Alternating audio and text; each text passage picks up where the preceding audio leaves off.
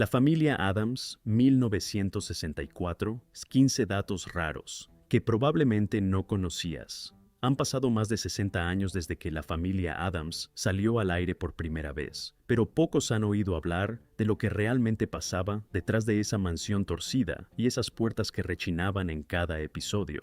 Estrenada en la cadena ABC en 1964 y transmitida durante 2 temporadas, la familia Addams le presentó al público a Gómez y Morticia Addams, interpretados por John Astin y Carolyn Jones, una pareja perdidamente enamorada que encontraba romántico prácticamente cualquier cosa que asustaría a un ser humano normal. A su lado estaban sus hijos, Wednesday, interpretada por Lisa Loring, y Pugsley, interpretado por Ken Weatherwax. Completaban el reparto el mayordomo gigante Lurch, interpretado por Ted Cassidy, y el tío Fester, interpretado por Jackie Coogan. Lo que se veía en pantalla ya era bastante extraño, pero lo que ocurría detrás de cámaras era, de alguna manera, todavía más extraño.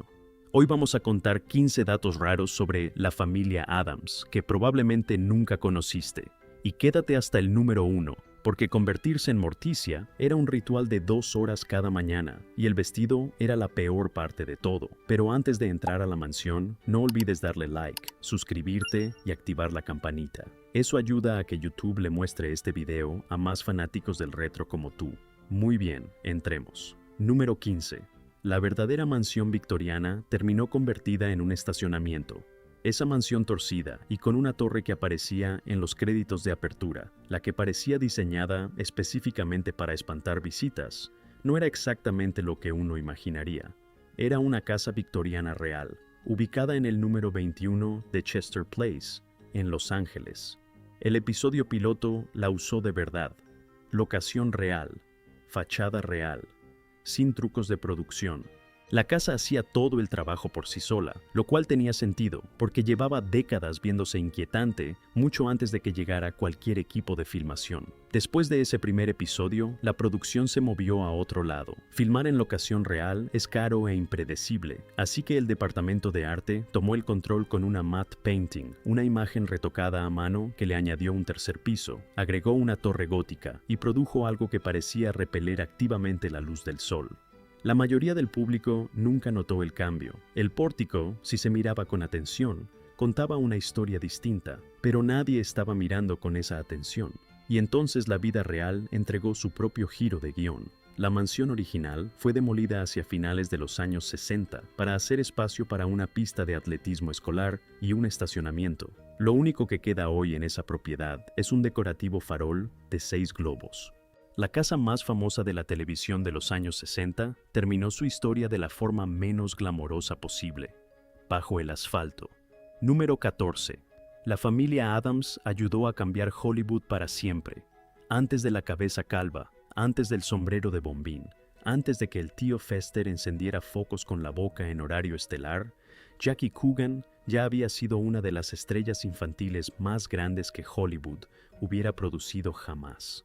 Después de coprotagonizar junto a Charlie Chaplin en El Chico, The Kid, de 1921, Coogan se convirtió en uno de los primeros superastros infantiles de la historia, ganando millones en una época en la que ese tipo de dinero lo cambiaba todo a su alrededor. Y entonces creció, tomó el control de sus finanzas y descubrió que prácticamente no quedaba nada. Su madre y su padrastro habían gastado casi todo: pieles, joyas, artículos de lujo. Y la parte que convirtió un desastre personal en un escándalo nacional es que todo era completamente legal. Los actores infantiles no eran dueños de sus propios ingresos. Sus padres sí.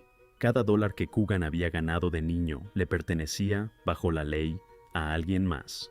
Así que en 1938 demandó a su madre y a su padrastro. Pero después de los gastos legales, solo logró recuperar $126,000 de los $250,000 que quedaban de sus ganancias, de un total estimado en $4 millones. El resto simplemente había desaparecido. La indignación pública que siguió le dio a Hollywood una incómoda lección sobre cómo trataba a las personas más jóvenes de las que se beneficiaba. California respondió en 1939 con la llamada Ley Coogan, aunque la versión con dientes de verdad llegó después, tras años de cerrar vacíos legales. Hoy en día, el empleador de un actor infantil está obligado a apartar el 15% de sus ganancias en un fideicomiso protegido, una cuenta Coogan, accesible solo para el menor al llegar a la adultez. El hombre que interpretó al tío Fester, sin quererlo, también reescribió las reglas de toda una industria. Número 13. Gómez casi termina siendo Lurch. John Astin no llegó a la audición de la familia Addams para interpretar a Gómez. Llegó para interpretar a Lurch, el mayordomo lento, silencioso y profundamente indiferente que se comunicaba principalmente a través de su postura y una leve desaprobación general hacia la existencia. Ahora, tómate un segundo para procesar eso. John Astin, un hombre que actúa como si alguien hubiera dejado el acelerador presionado y le hubiera quitado los frenos, audicionando para un personaje cuya personalidad entera consistía en quedarse quieto y no decir nada.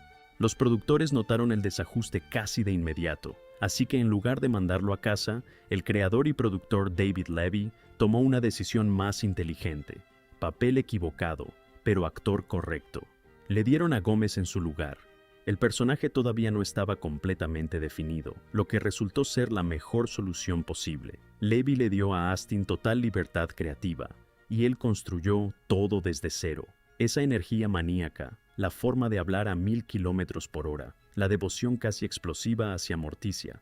Nada de eso estaba escrito de antemano. Astin lo trajo todo consigo mismo. Con el tiempo, incluso llegó a decir que Gómez era, en sus propias palabras, la extensión más clara de mi personalidad. El contraste que resultó de todo esto era exactamente el que se necesitaba. Gómez era ruidoso, veloz y operaba a una frecuencia ligeramente peligrosa para los objetos cercanos. Lurch era lento, silencioso, y se movía como si no tuviera ningún lugar al que ir, ni ningún sentimiento fuerte al respecto. Número 12. Lurch no tuvo diálogos hasta que decidió lo contrario. Cuando Ted Cassidy fue elegido para interpretar a Lurch, el personaje tenía exactamente un trabajo: estar ahí parado, ser enorme y no decir absolutamente nada. Lurch fue escrito como una presencia silenciosa, un elemento de fondo que aparecía cuando lo llamaban y volvía a desaparecer entre las sombras sin pronunciar una sola sílaba. Eso duró hasta el episodio piloto. La familia hizo sonar el gong. Lurch apareció y Cassidy tomó la decisión, en fracción de segundo, de abrir la boca. Lo que salió fueron 2 palabras. ¿Llamaron?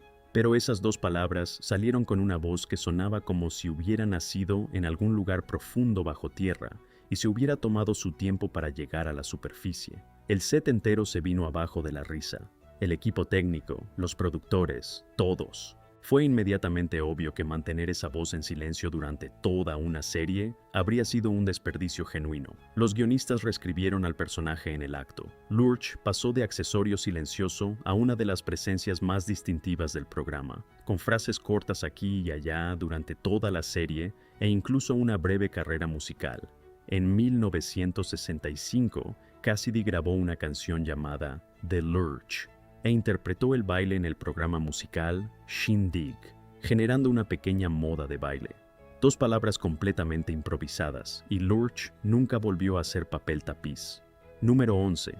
La mascota de la familia necesitaba un protocolo de seguridad. El león mascota de la familia Addams, llamado Kitty Cat, era un león de circo retirado, completamente real, llevado a un set de sitcom de cadena como si eso fuera una decisión de producción absolutamente normal. Un entrenador estaba presente en el set en todo momento, lo cual suena tranquilizador, hasta que uno recuerda que la razón por la que necesitas un entrenador de tiempo completo en el set de una comedia familiar es que, cierto, hay un león en el set de la comedia familiar. Los actores infantiles Lisa Loring y Ken Weatherwax, es decir, Wednesday y Pugsley, tenían prohibido el acceso al set por completo cada vez que el león estaba presente. La regla era simple: hoy no entras. Y aquí viene la parte que lo hace todavía mejor. La mayoría de lo que el público realmente veía en pantalla era metraje de archivo reutilizado. Las mismas tomas del león bajando las escaleras o gruñéndole a la cámara se repetían episodio tras episodio. El miembro del elenco que exigía más cuidados especiales también era el que tenía la carga de trabajo real más pequeña. Kitty Cat era, en todo sentido, un habitante perfectamente natural para el hogar Addams. Número 10. El tema musical más reconocible de la televisión se hizo casi sin presupuesto. Ese tema de chasquidos de dedos suena como una interpretación coral completa, ¿verdad? Un coro de voces perfectamente sincronizadas en una armonía inquietante, pero en realidad fue cantado por un solo hombre. El compositor Vic Mizzy llegó al estudio y descubrió que la compañía productora Filmways no iba a pagar por cantantes de respaldo, así que hizo lo lógico, se grabó a sí mismo y luego se volvió a grabar, y luego se grabó 2 veces más, superponiendo 4 versiones de su propia voz, hasta armar un coro construido enteramente a base de terquedad y sobregrabaciones. Ted Cassidy se encargó de las interjecciones graves con esa voz que sonaba como si viniera de debajo del piso. El clavecín fue una elección deliberada también, un instrumento que transmite esa energía específica de un castillo donde nadie ha estado de buen humor desde el siglo XVIII. Y esos chasquidos de dedos no fueron solo un agregado de estudio. Mizzy fue personalmente al set y dirigió a todo el elenco sobre cómo exactamente debían chasquear los dedos para los créditos de apertura. Gómez y Morticia debían verse completamente despreocupados mientras chasqueaban, lo cual, honestamente, es la dirección de actuación más fiel al personaje jamás dada en un set de televisión. La negativa de Filmways a pagar por cantantes de respaldo terminó, sin querer, mejorando todo el resultado. Mizzy solía decir que ese tema musical le pagó una casa en Bel Air. Número 9. La casa más tenebrosa de la televisión era, en realidad, rosa. Esa mansión Addams parecía sumergida en sombras y telarañas envejecidas, pero en la vida real era de color rosa. La televisión en blanco y negro tenía un problema específico. Los colores oscuros colapsaban entre sí frente a la cámara. Los negros se tragaban el detalle, los marrones se convertían en una sopa visual sin forma. Así que el departamento de arte construyó una casa embrujada usando paredes rosadas, tonos rojos y turquesa, una paleta de colores que Morticia Addams probablemente habría incendiado con sus propias manos. Pero en pantalla, todo eso se leía como una combinación rica, sombría y perfectamente tenebrosa. El elenco también era parte de la ilusión. Los maquilladores usaban tonos verdes, morados y marrones para evitar que los rostros se vieran lavados bajo las luces del estudio. Morticia lucía pálida y elegante sin esfuerzo en tu televisor, mientras llevaba puesto un maquillaje que, en persona, probablemente detendría cualquier conversación en seco, y la mansión ni siquiera se construyó desde cero. Partes del set fueron reutilizadas directamente de la película de 1964 The Unsinkable Molly Brown. La MGM saqueó su propio almacén en busca de cualquier cosa que se viera remotamente inquietante. Props viejos, muebles reciclados, taxidermia al azar. Si tenía la vibra correcta, se incluía. La casa más tenebrosa de la televisión de los años 60 se construyó enteramente bajo la premisa de que nadie lo notaría. Y durante décadas, eso fue completamente cierto. Solo con la llegada de fotografías detrás de cámaras y de las reposiciones a color de películas relacionadas, el público empezó a descubrir que el hogar más gótico de la televisión clásica había sido, en su versión física real, alegre como una tienda de dulces. Número 8. Los personajes no tuvieron nombre hasta el último momento. Gómez, Morticia, Wednesday, Pugsley, algunos de los nombres más reconocibles de la historia de la televisión, y ninguno de ellos existía hasta que alguien tuvo que sentarse a inventarlos. Charles Addams pasó décadas dibujando a esta familia para la revista The New Yorker, sin darle nombre a ninguno de ellos. Solo eran figuras extrañas, góticas, vagamente inquietantes y, por supuesto, completamente anónimas. Las viñetas de un solo cuadro no necesitaban presentaciones, así que nadie las tuvo, pero eso cambió por etapas. Morticia y Wednesday fueron nombradas primero, para una colección de muñecas licenciadas lanzada en 1962. Morticia venía directamente de Mortician, empleado funerario en inglés. Obviamente, la sutileza nunca fue parte del encargo. Wednesday fue tomada de la rima infantil que dice que el niño del miércoles está lleno de tristeza, lo cual básicamente explica todo el personaje en una sola frase. Gómez y Pugsley tuvieron que esperar hasta que el programa mismo estaba en desarrollo, 2 años después. Para Gómez, Charles Addams tenía una preferencia clara: Repelli, como en repelente. La decisión final quedó en manos de John Astin, quien miró las 2 opciones y tomó la decisión correcta. Pugsley, por su parte, iba a llamarse originalmente Pubert, pero los censores de ABC eliminaron esa idea de inmediato. Incluso el apellido fue un accidente.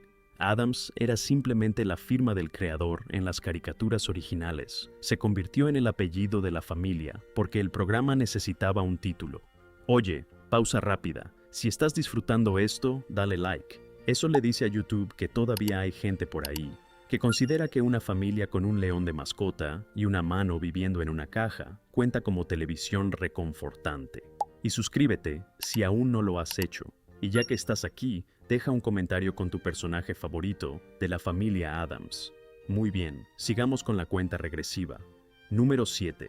Un actor interpretó en secreto a dos personajes y jugó con la audiencia sin que nadie lo notara.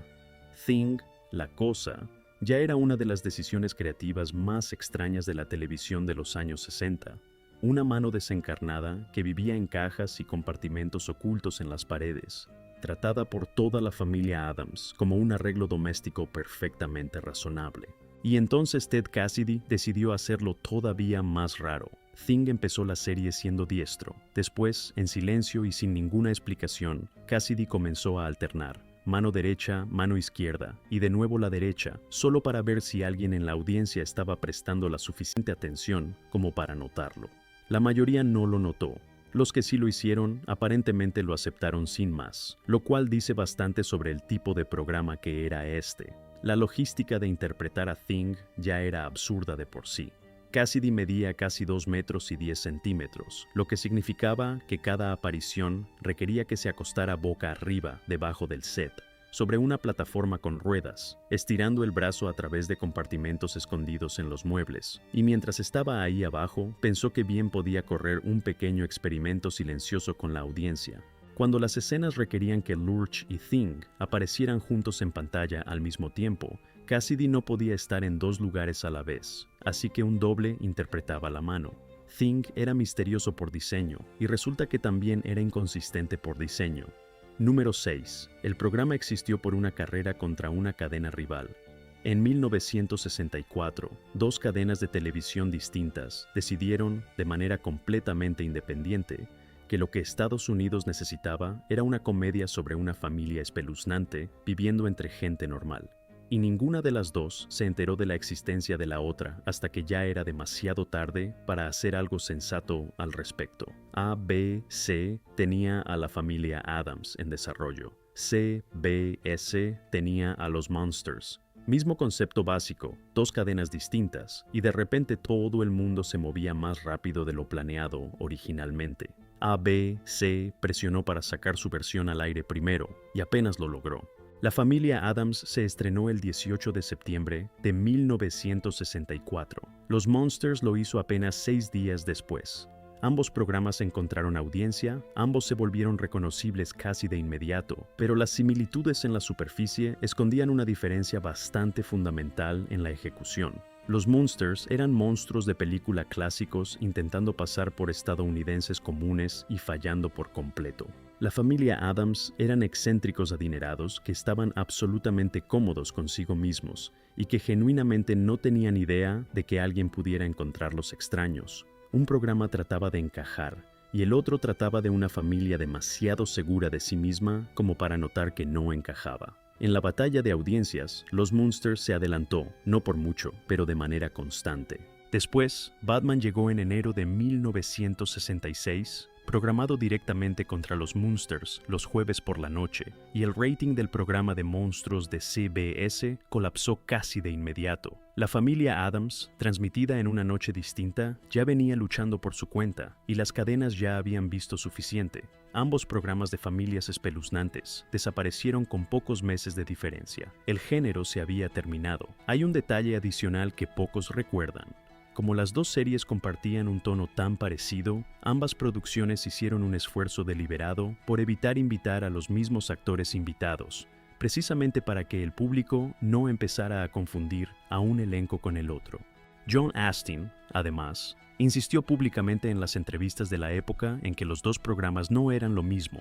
Según él, los Monsters eran monstruos físicamente aterradores intentando comportarse como gente común, mientras que la familia Adams eran personas completamente normales en apariencia que resultaban ser, por dentro, radicalmente excéntricas.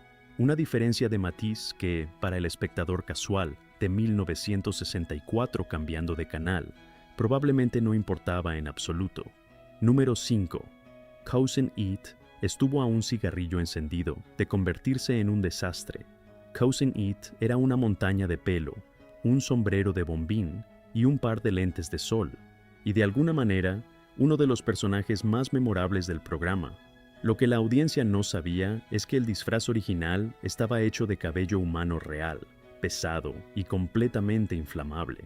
Lo llevaba puesto el actor Felix Silla, quien medía apenas 1,19 metros, en un set donde, dado que era la década de 1960, prácticamente todo el mundo fumaba entre tomas. Según relató el propio Silla en entrevistas, el equipo técnico dejaba caer las colillas de cigarro y simplemente las apagaba pisándolas ahí mismo. Los productores miraron la situación, miraron el traje de cabello y tomaron la decisión. Había que cambiar a materiales sintéticos y resistentes al fuego antes de que ocurriera algo irreversible frente a las cámaras. El nuevo traje resolvió el problema de la inflamabilidad y mantuvo todo lo demás igual de incómodo. Seguía siendo pesado, seguía siendo sofocantemente caluroso, y Silla pasaba cada escena navegando el set casi completamente a ciegas, enterrado bajo capas de cabello sintético, esperando que lo siguiente con lo que se topara fuera su marca en el piso y no una pared. Sus únicas instrucciones eran caminar por el set.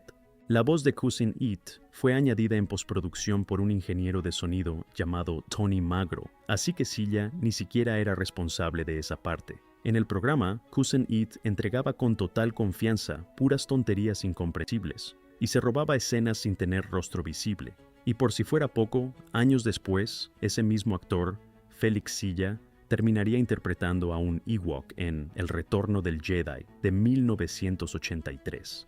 La montaña de pelo de la mansión Addams y la aventura peluda de Endor comparten al mismo hombre debajo del disfraz. Número 4. La Wednesday que conoces no existió hasta 1991. Wednesday Addams, inexpresiva, mórbida y poseída por una certeza silenciosa de que el mundo era decepcionante y ella ya lo había asumido de antemano. Bueno, esa versión de Wednesday es de 1991. La original era completamente distinta. En la serie de 1964, Lisa Loring interpretaba a Wednesday como una niña genuinamente dulce y de buen corazón. Sonreía, bailaba, le enseñaba a Lurch a moverse a la moda. Tenía una araña de mascota llamada Homer y, en el primer episodio, ayudaba alegremente a una supervisora escolar a encontrar a su padre. Fuera de sus trenzas, su vestido negro y su gusto por las arañas y las muñecas decapitadas, era prácticamente intercambiable con cualquier otra niña de la televisión de ese año. La propia familia Addams la describía como una niña solemne, pero solemne estaba haciendo mucho trabajo pesado en esa frase. Era, por cualquier medida razonable, una niña de 6 años perfectamente agradable, que simplemente vivía en una casa muy extraña y no tenía ningún sentimiento particular al respecto. Entonces, llegó la película de 1991 con Christina Ricci, y Wednesday Addams se convirtió en otra persona, fría, calculadora, inexpresiva, de una manera que sugería que ya había considerado múltiples escenarios y encontrado a todos igualmente decepcionantes. Esa versión del personaje fue tan convincente que cada Wednesday desde entonces se ha construido a partir del molde de Ricci, incluyendo la interpretación de Jenna Ortega en la serie de Netflix. Ortega ha dicho públicamente que estudió específicamente la actuación de Loring como parte de su inspiración, lo cual es un gesto genuinamente bonito, considerando cuánto viajó el personaje desde el punto donde Loring lo dejó. La Wednesday que el mundo cree que es la original es, en realidad, el tercer acto de un personaje que pasó sus primeros años siendo sorprendentemente alegre respecto a, bueno, todo. Número 3. El tío Fester construyó su propio personaje después de ser rechazado. La primera audición de Jackie Coogan para el tío Fester no salió bien. Los productores lo miraron y decidieron que no era lo suficientemente extraño para el papel, lo cual, dada la competencia, era una noticia genuinamente desalentadora de recibir. Coogan se fue a casa y tomó el asunto en sus propias manos. Se rapó la cabeza, se rapó las cejas, Construyó todo el aspecto del personaje él mismo, desde cero, trabajando directamente a partir de las caricaturas originales de Charles Addams y sin ninguna ayuda del departamento de vestuario. Los demás actores que habían audicionado se habían presentado con gorros de calvicie postiza y cejas encubiertas con cera, una versión segura y reversible de compromiso con el papel. Coogan simplemente lo hizo de verdad. Después se sentó frente al espejo para maquillarse, y su esposa observó toda la transformación y empezó a llorar. Entonces regresó a la audición. Entró completamente transformado, irradiando la energía específica de alguien que no había tenido un día normal. Desde la administración de Eisenhower, los productores no tuvieron ninguna nota que dar. No quedaba nada más por decir. El personaje estaba parado justo frente a ellos. El hombre al que le habían dicho que no era lo suficientemente raro, había creado, por su propia cuenta, toda la identidad visual del personaje. Volvió bajo sus propios términos y se fue con el papel. Número 2. El programa se volvió tan popular que terminó prohibido. Después de que la familia Addams se convirtiera en un éxito, la revista The New Yorker, que llevaba publicando las caricaturas de Charles Addams desde los años 30, miró lo que ahora se transmitía en ABC y tomó una decisión. No querían tener nada que ver con eso. El editor William Shawn prohibió cualquier nueva publicación de contenido de la familia Addams en las páginas de la revista. La razón no era solo popularidad, era clase social. Shawn veía una comedia de cadena como arte de bajo nivel, y The New Yorker no tenía ningún interés en asociarse con personajes que ahora cualquiera podía ver en televisión. Por supuesto que no. La misma revista que había respaldado silenciosamente a esta familia extraña durante décadas, trazó una línea muy firme justo en el momento en que esa familia obtuvo su propia canción de apertura. La prohibición duró 23 años, desde 1964 hasta 1987. Addams siguió publicando en The New Yorker durante todo ese tiempo, mismo artista, misma sensibilidad, mismas páginas, simplemente sin esos personajes. Aún así, encontró formas de saltarse la regla. Deslizó a la familia silenciosamente en el fondo de otras viñetas. Una caricatura del subterráneo de 1979 muestra al tío Fester y a la abuela Frump viajando en tren, si sabes dónde mirar. Con el tiempo, Addams se volvió amargo respecto a todo el asunto y describió en privado que la revista había repudiado a su familia. La prohibición finalmente se levantó en 1987, cuando Shawn se retiró. La familia volvió a las páginas que la habían lanzado, y Charles Addams murió al año siguiente. La familia Addams pasó toda su existencia siendo demasiado extraña para la gente normal y demasiado popular para la gente sofisticada. Nunca terminaron de encajar en ningún lado, lo cual, en realidad, es bastante propio de ellos. Número 1. El andar sin esfuerzo de Morticia tenía una explicación muy incómoda. Carolyn Jones hacía que Morticia se viera completamente natural, deslizándose por cada escena sin prisa, como si hubiera llegado al mundo exactamente así. Pero la realidad era considerablemente menos sencilla. Cada mañana, antes de que las cámaras empezaran a rodar, Jones comenzaba con la peluca. Esa cabellera negra azabache tan característica era un postizo completo, peinado desde cero cada día. Después venía el maquillaje, esa misma paleta de colores extraños de la que hablamos antes, que en persona parecía arte abstracto y en tu televisor se veía como perfección gótica. Eso ya representaba una buena parte de la mañana consumida. Y luego venía el vestido, y ahí es donde entraba el verdadero compromiso. Según el diseñador de vestuario, Nolan Miller, ese vestido fue el más difícil que diseñó en toda su carrera. Era un hobble dress, ajustado al cuerpo por completo y diseñado específicamente para restringir el movimiento. Una vez que Jones estaba dentro, el departamento de vestuario había tomado, en efecto, todas las decisiones por ella, pasos pequeños y controlados, no porque se viera elegante, sino porque el vestido no le dejaba ninguna otra opción. El equipo de vestuario terminó cosiendo velcro en la espalda solo para que pudiera moverse entre tomas. Y al final de cada día de filmación, quitárselo tomaba, en total, casi 2 horas, de las cuales unos 20 minutos completos correspondían solo a despegarse el vestido. Ese deslizamiento suave y casi sobrenatural que Morticia tenía al entrar a cualquier habitación no era una elección actoral, era la forma en que el departamento de vestuario le hacía saber, sin decir una palabra, que el asunto ya no estaba a discusión. Bono, extra, Alguien más muy reconocible también pasó por la mansión Addams. Antes de cerrar, vale la pena mencionar a alguien que probablemente no esperabas encontrar en este reparto. La suegra de Morticia, la abuela Frump, apareció en algunos episodios interpretada por Margaret Hamilton, la misma actriz que se hizo inmortal como la bruja mala del oeste en El Mago de Oz, de 1939. Es decir, dos íconos absolutos del cine y la televisión clásica de Hollywood compartieron el mismo set embrujado, aunque fuera por poco tiempo. Y hay otro nombre curioso escondido en los créditos. El episodio piloto, el que usó la mansión real de Chester Place, fue dirigido por Arthur Hiller, un director que años después sería nominado al Oscar por dirigir Love Story, 1970, y que se llevaría un Globo de Oro por esa misma película. Antes de convertirse en un nombre respetado de Hollywood, ayudó a poner en marcha, literalmente desde la puerta principal, una de las familias más queridas y extrañas de la televisión. Es el tipo de dato que normalmente pasa desapercibido en los créditos de un episodio piloto, pero que conecta directamente esta comedia de mansión embrujada con una de las historias de amor más lloradas del cine de los años 70. Demostrando que hasta los detalles más pequeños de este programa tienen, de alguna manera, una segunda vida sorprendente en algún otro rincón de la historia de Hollywood. Y ahí lo tienen, todos. 15 datos raros y salvajes sobre la familia Addams, más un par de sorpresas extra que se ganaron su lugar en la lista. Dejen un comentario con el dato que más los sorprendió.